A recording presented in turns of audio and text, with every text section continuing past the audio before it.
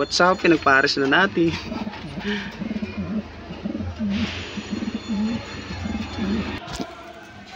Yun, so dahil sa boring natin sa mga alaga natin mga brother, sinalang ko na to 8 months kak. Nag-sureball kak na kasi siya. Naka-viewing sila ng matagal na itong black na natin. Ayan. Akala ko nag-hento pero ayun, nag-kak. So sinalang ko na.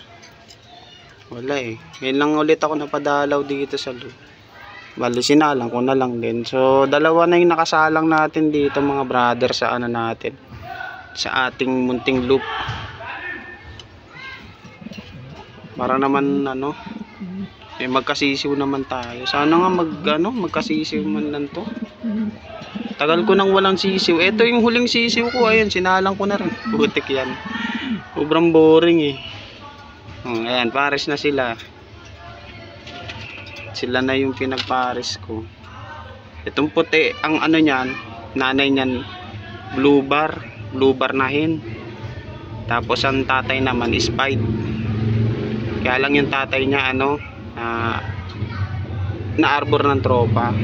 Hindi naman na-arbor, parang pinasa ko yung linyada ba. Kasi kaysa hindi mapakinabangan, ayun haliga na sila. Ayun, tas ito naman yung update dun sa hen natin na Muller. Bali, ayun nga. Sa ngayon wala pa siyang pares. Ko na lang muna siya. I-condition ko na lang muna talaga. Hanapan ko pa kasi ito ng barako. Ayan. Ayan natin.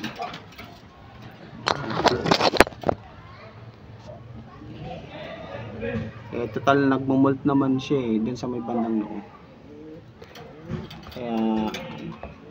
Kaya muna natin siya walang pares. Tsaka galing nagka-salmonella to buti nga nakabawi agad Ayun, malakas na siya. Isa ding tridor na sakit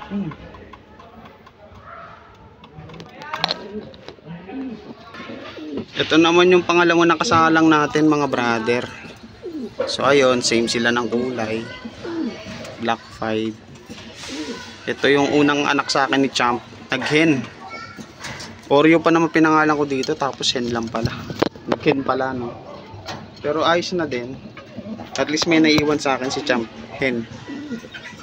Magandang wattle nito sakto dito kasi ito ay bulk, tapos may guhit yung wattle niya.